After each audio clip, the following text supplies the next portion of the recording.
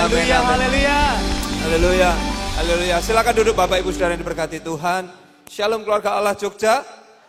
Wah, kita harus semangat ya.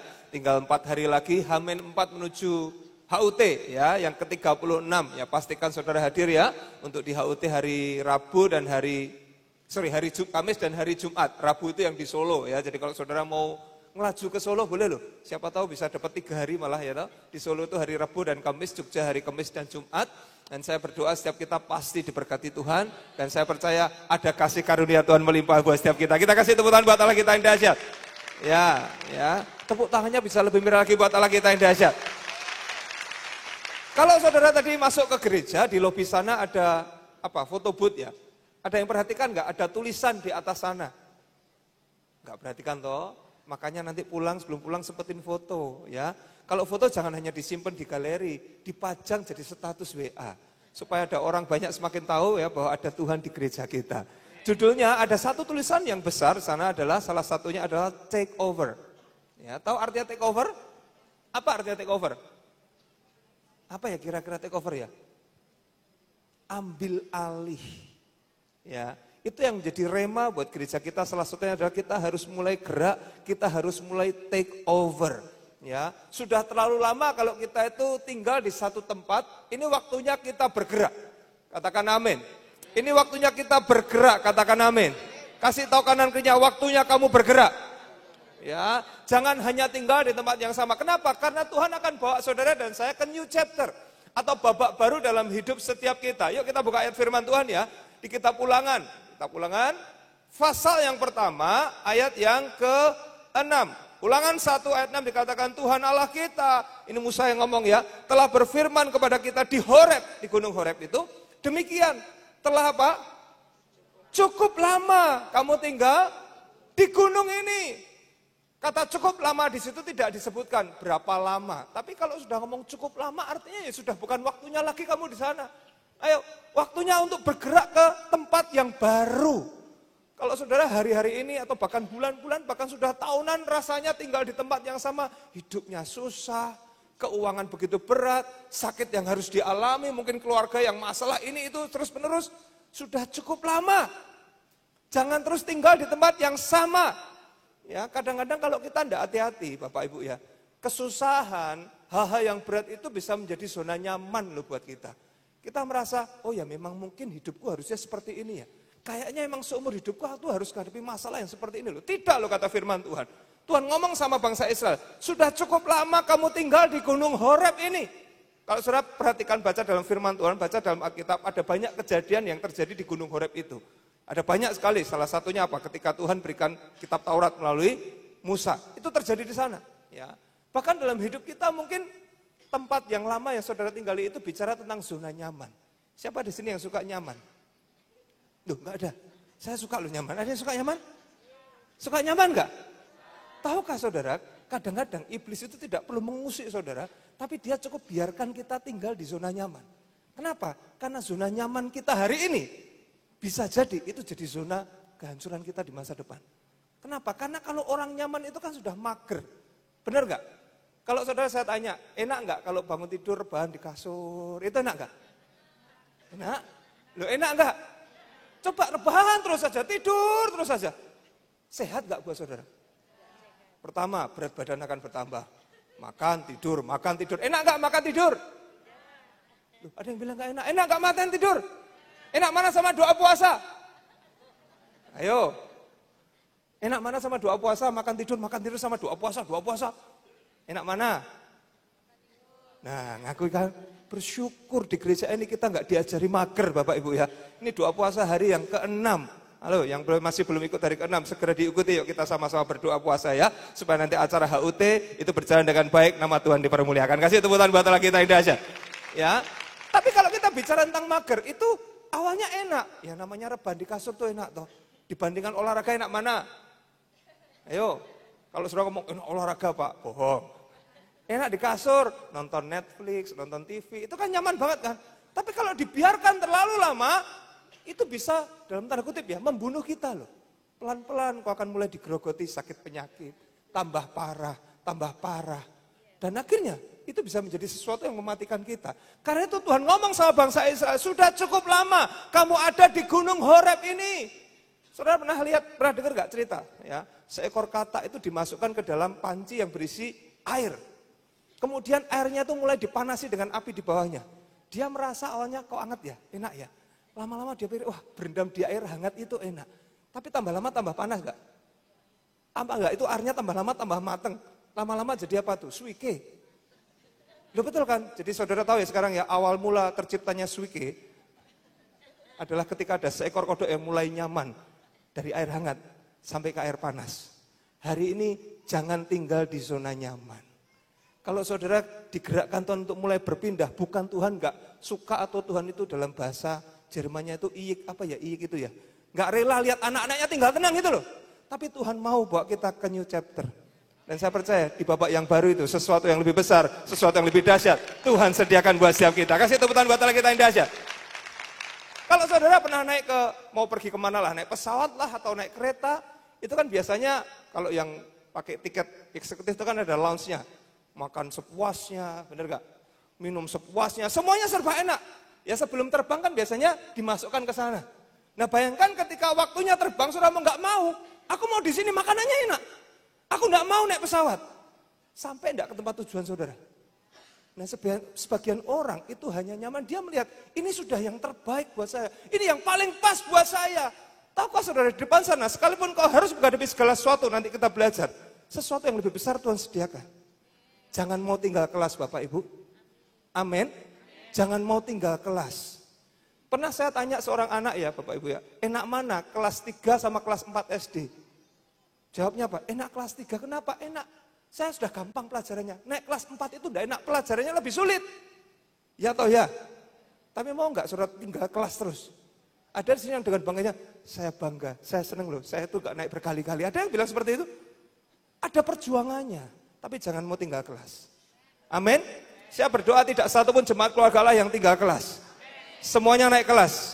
Bergerak bersama ke babak baru yang Tuhan sediakan buat setiap kita. Kasih tepuk tangan buat Allah kita. Amin. Karena itu Tuhan tuh ngomong seperti ini kepada bangsa Israel. Ya, kita lanjutkan firman Tuhan berkata apa?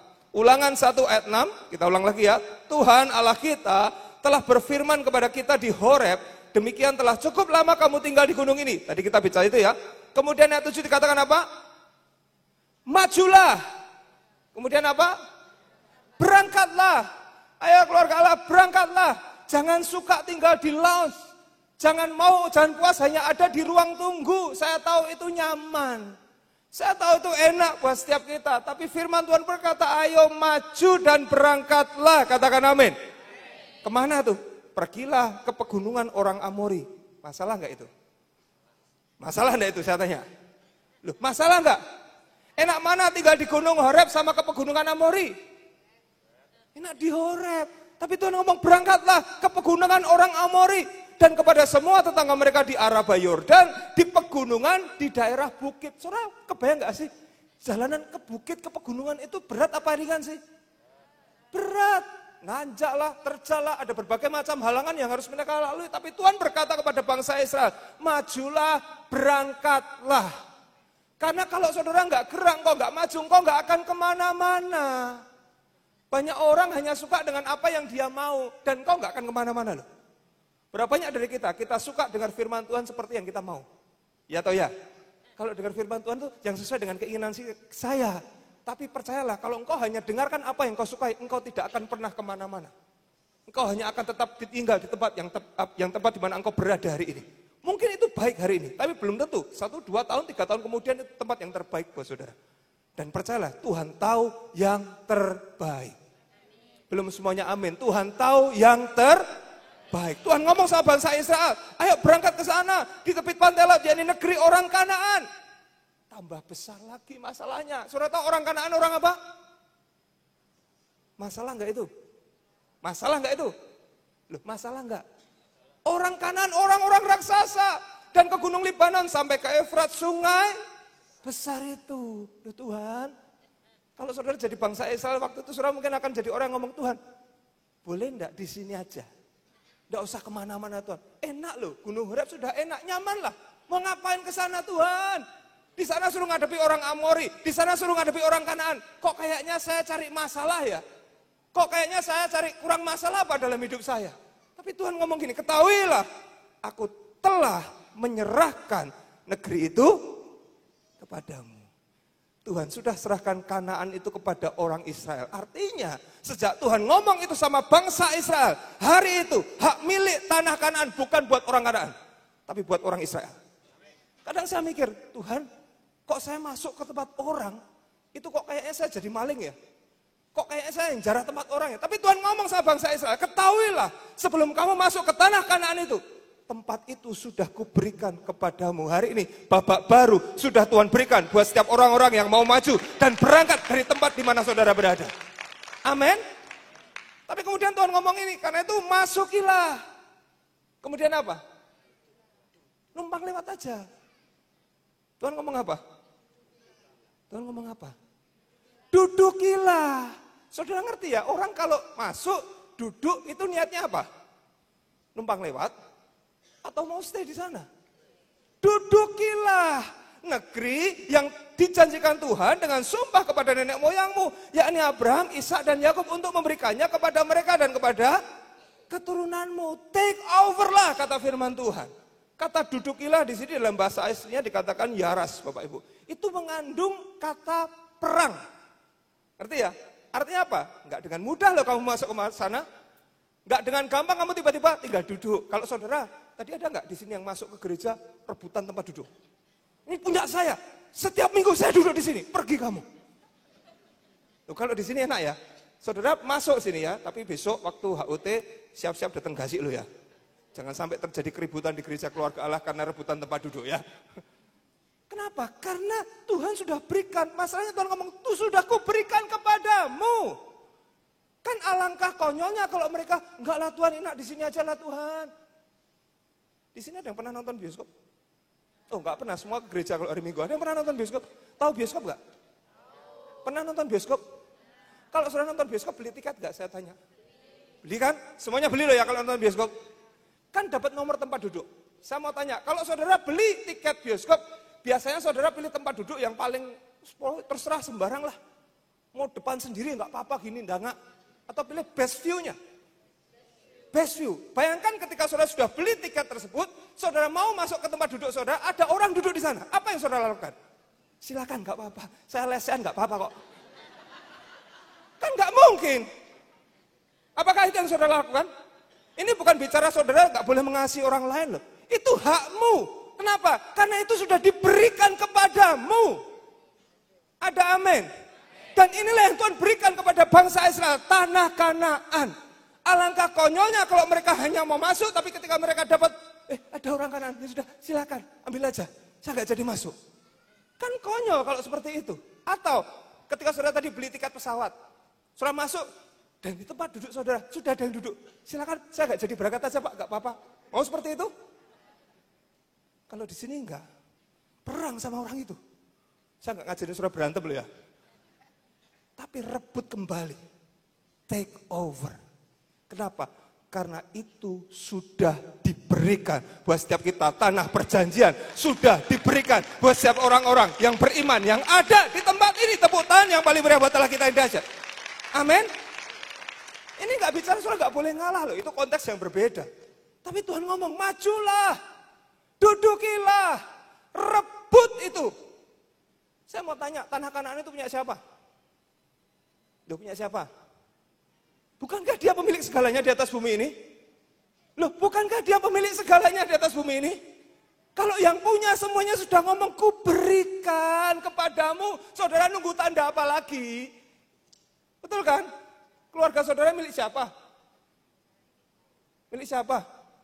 Loh, saya tanya milik siapa? Milik Tuhan. Kalau Tuhan ngomong, ku berikan kepadamu, sementara hari ini kau melihat keluargamu carut-marut, take over. Amin. Take over. Itu harus ya, bukan orang lain yang harus take over, itu milik saudara. Rebut kembali. Kalau bukan saudara yang memperjuangkan keluargamu, siapa lagi Pak? Siapa lagi Bu yang memperjuangkan keluarga saudara? Rebut kembali, itu diberikan Tuhan buat engkau kok. Tubuh saudara milik siapa? Hah? Tuhan. Kalau engkau sakit, ya sudahlah Tuhan, ini sudah bukan punya saya. Terserah Tuhan. Take over kembali kesehatan saudara. Ayo ini yang mager-mager ini. Ayo olahraga lagi. Ayo, ini yang mager-mager nih, yang doyan makan enak ini, sama kayak saya. Ayo doa puasa kembali. Yang amin baru depan semua. Ayo doa puasa kembali. Ayo, jangan cuma jadi pemburu diskon hari pelanggan. Wah, cari diskonan di mana ya? Ya hari ini ya, mau makan di mana ya? Ayo waktunya kita take over kembali kesehatan kita. Ada amin. Ada amin. Kenapa? Karena sebagian orang itu hari-hari ini sudah lebih banyak yang lepas tangan. Lepas tangan bukan karena gaya seperti naik sepeda loh ya. Tapi ya sudahlah, saya lepas saja. Bahasa Jermannya itu luweh. Tahu luweh? Sudahlah, tak lepas saja keluargaku, terserah dia mau ngapa. Tak lepas anakku, terserah dia mau ngapa. Tak lepas suamiku, terserah dia mau ngapain. Tak lepas kesehatanku, terserah. Mau tambah parah, bodoh amat. Mau sembuh ya wes. Enggak, Tuhan ngomong, ku berikan kepadamu. Soalnya ada orang-orang tertentu yang sudah melepas bisnisnya, sudahlah terserah. Mau jadi apa terserah. Enggak, Tuhan berkata, ku berikan kepadamu. Amin. Ku berikan kepadamu, kata firman Tuhan. Saya tahu itu butuh perjuangan, saya tahu itu butuh kekuatan, saya tahu itu butuh hikmat Tuhan, tapi percayalah, kalau Tuhan sudah ngomong ku berikan kepadamu, artinya apa? Ada jaminan dari Tuhan. Engkau tidak sendirian, engkau bersama dengan Tuhan, semuanya itu sudah jadi hak milik saudara, dan Tuhan berikan buat setiap orang-orang yang percaya yang ada di tempat ini. Tepuk tangan yang paling meriah buat kita. Amin. Kadang-kadang saya tuh mikir juga kayak gereja kita, kayak Pak Ubaja itu kayak kurang kerjaan ya. Kurang apa sih? Gereja yang sudah jalan baik sekian tahun yang lalu, sudah jemaatnya sudah cukup banyak. Ngapain loh Pak Ubaja itu ya aneh-aneh, ngutus Pak Jonathan ke Jogja. Loh ya toh, di Solo aja sudah enak kok ngapain ke Jogja. Tapi hari ini saudara lihat, saya harus akui dengan jujur Bapak Ibu, kalau tahun itu, saya lupa tahun berapa, 2000 kurang ya, 19 sekian ya. Kalau tidak ada seorang Pak Jonathan yang diutus ke Jogja, merintis gereja di Jogja, yang kurang gawean itu Bapak Ibu ya. Hari ini ada banyak orang yang kurang gawean.